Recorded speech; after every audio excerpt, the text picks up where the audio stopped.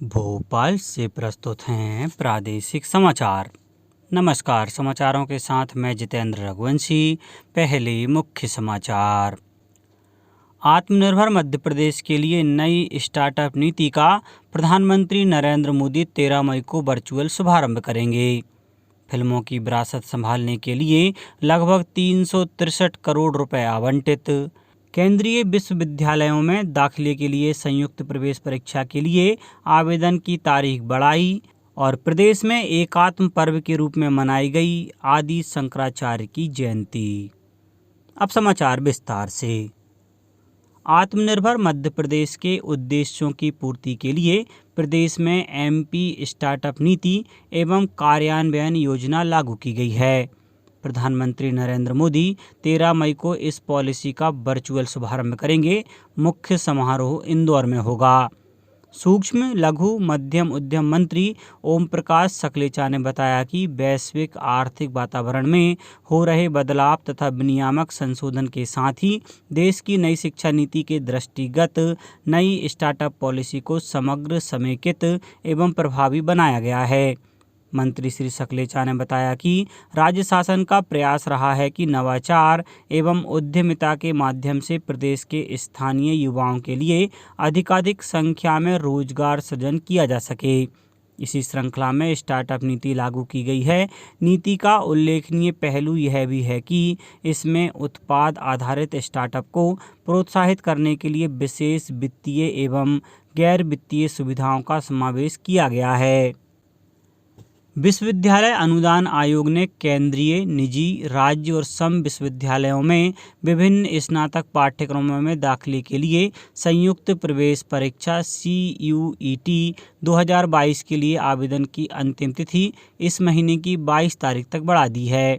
इस परीक्षा के लिए आवेदन जमा करने की कल अंतिम तिथि थी। सभी 45 केंद्रीय विश्वविद्यालयों में प्रवेश के लिए यह परीक्षा अनिवार्य है। विषाणु रोग सहित आलू बीज उत्पादन के लिए एरोपोनिक विधि के इस्तेमाल पर मध्य प्रदेश सरकार ने एक अनुबंध किया है। इसके अंतर्गत ग्वालियर में पहली लैब स्थापित होगी। मध्य प्रदेश आलू का छठा सबसे बड़ा उत्पादक राज्य है। केंद्रीय आलू अनुसंधान संस्थान शिमला ने हवा में आलू के बीज उत्पादन की यह अनूठी तकनीक एरोपोनिक विकसित की है। एरोपोनिक के जरिए पोषक तत्वों का छिड़काव जड़ों में किया जाता है। पौधे का ऊपरी भाग खुली हवा व प्रकाश में रहता है। एक पौधे से औसत 35 से 60 मिनीकंद प्राप्त किए जाते हैं। चूँकि मिट्टी उपयोग नहीं होती तो मिट्टी से जुड़े रोग नहीं होते। भारतीय जनता पार्टी ने कांग्रेस नेता राहुल गांधी द्वारा कोविड के कारण हुई मृत्यु के संबंध में विश्व स्वास्थ्य संगठन के आंकड़ों का हवाला देते हुए सरकार पर उठाए गए सवाल के लिए श्री गांधी की आलोचना की है। नई दिल्ली में मीडिया से बातचीत में पार्टी प्रवक्ता डॉक्टर संबित पात्रा ने WHO के आंकड़ों को खारिज करते हुए कहा कि मौत की संख्या की गणना करने के लिए अपनाई गई पद्धति त्रुटिपूर्ण है। उन्होंने कहा कि पूरी दुनिया मानती है कि प्रधानमंत्री नरेंद्र मोदी के नेतृत्व में भारत ने कोरोना के खिलाफ लड़ाई लड़ी। यह एक मिसाल है। प्रधानमंत्री नरेंद्र मोदी ने कहा है कि दुनिया भारत को बड़ी उम्मीद और विश्वास के साथ देख रही है। चाहे वैश्विक शांति, खुशहाली या वैश्विक चुनौतियों से समाधान खोजने के तरीके हों। प्रधानमंत्री ने वीडियो कॉन्फ्रेंस के माध्यम से पुणे में जैन अंतर्राष्ट्रीय व्यापार संगठन द्वारा आयोजित जीतो कनेक्ट वैश्विक शिखर सम्मेलन के उद्घाटन समारोह को संबोधित करते हुए यह बात कही। प्रधानमंत्री ने कहा कि नए भारत की समृद्धि सभी को एक साथ जोड़ती है। उन्होंने कहा कि सभी यह महसूस करने लगे हैं कि भारत पूरी क्षमता के साथ आगे बढ़ रहा है और विश्व कल्याण के उद्देश्य से काम कर रहा है। राजस्व एवं परिवहन मंत्री श्री गोविंद सिंह राजपूत ने कहा है कि किसानों और आम जनता को भू अधिकार ऋण पुस्तिका प्राप्त करने के लिए अब पटवारी के पास जाने की जरूरत नहीं है। आम जनता की सुविधा के लिए भू अधिकार ऋण पुस्तिका को ऑनलाइन कर दिया गया है। कोई भी व्यक्ति अपनी भू अधिकार ऋण पुस्तिका को नज़दीकी कियोस्क सेंटर अथवा कॉमन सर्विस सेंटर या स्वयं के एंड्रॉयड मोबाइल से निर्धारित शुल्क 10 रुपये अदा कर ले सकता है। मंत्री श्री राजपूत ने कहा कि प्रदेश की जनता की सुविधा को ध्यान में रखते हुए राजस्व विभाग ई तकनीक को बढ़ावा दे रहा है ताकि किसानों एवं आमजन को तहसील एवं पटवारी के चक्कर न लगाना पड़े। उन्होंने कहा कि वर्षों पूर्व आमजन और किसानों को अपने खाते की नकल पाना कठिन कार्य था। जनमानस की परेशानी को ध्यान में रखते हुए आज़ादी के 70 साल बाद राजस्व विभाग के नियमों में बदलाव कर जन सुविधा से जुड़े अभिनव प्रयोग किए जा रहे हैं। श्री राजपूत ने जनता से अपील करते हुए कहा कि राजस्व महकमे द्वारा सुविधाजनक रूप से किए गए बदलाव का ई तकनीक के माध्यम से लाभ उठाएं और परेशानी से बचें। उन्होंने कहा कि सरकार द्वारा किसानों या आमजन को उनके खाते की खसरा, B1 एवं ऋण पुस्तिका की प्रति व्हाट्सएप पर उपलब्ध कराने का निर्णय लिया है। श्री राजपूत ने कहा कि मुख्यमंत्री श्री शिवराज सिंह चौहान के मार्गदर्शन में प्रदेश सरकार लगातार जनहितैषी निर्णय ले रही है ताकि राजस्व अभिलेखों की प्रति जनता को सहजता से उपलब्ध हो सके। सूचना और प्रसारण मंत्री अनुराग ठाकुर ने कहा है कि राष्ट्रीय फिल्म विरासत मिशन के तहत दुनिया की सबसे बड़ी फिल्म पुनरुद्धार परियोजना के लिए लगभग 363 करोड़ रुपए आवंटित किए गए हैं। इस मिशन को 2016 में 597 करोड़ रुपए के परिव्यय के साथ शुरू किया गया था। इसका उद्देश्य सिनेमा की विरासत को संरक्षित, पुनर्स्थापित और डिजिटाइज करना है। पुणे में श्री ठाकुर ने कहा कि फिल्म उद्योग द्वारा किए गए महत्वपूर्ण योगदान ने भारत को दुनिया का सबसे बड़ा फिल्म उद्योग बना दिया है। श्री ठाकुर ने बताया कि 5,900 से अधिक लघु फिल्मों, वृत्तचित्रों और फीचर फिल्मों को बहाल करने की प्रक्रिया चल रही है। उन्होंने कहा कि भारत के राष्ट्रीय फिल्म संग्रह द्वारा किया गया है प्रयास दुनिया की सबसे बड़ी पुनरुद्धार, रक्षण, संरक्षण और डिजिटीकरण प्रक्रिया में से एक है। उन्होंने कहा FTII को छात्रों में उद्यमिता कौशल और टेलीविज़न प्रस्तुतियों में स्टार्टअप शुरू करने के लिए तैयार करना चाहिए। प्रदेश के गृह मंत्री डॉक्टर नरोत्तम मिश्रा ने निर्देश दिए हैं कि होमगार्ड जवानों को बेहतर कार्य सुविधाएं उपलब्ध कराने के लिए आवश्यक प्रबंध किए जाएंगे। गृह मंत्री डॉक्टर मिश्रा ने यह निर्देश कल मंत्रालय में होमगार्ड विभाग की समीक्षा के दौरान दिए। गृह मंत्री डॉक्टर मिश्रा ने निर्देशित किया कि होमगार्ड की कॉल ऑफ संबंधी विसंगति को दूर किया जाए। बैठक में 2016 के पहले और बाद में कॉल ऑफ संबंधी विसंगति को दूर करने पर विचार किया गया। बैठक में state disaster emergency response force के वर्तमान में स्वीकृत 550 पदों को बढ़ाने पर भी चर्चा हुई।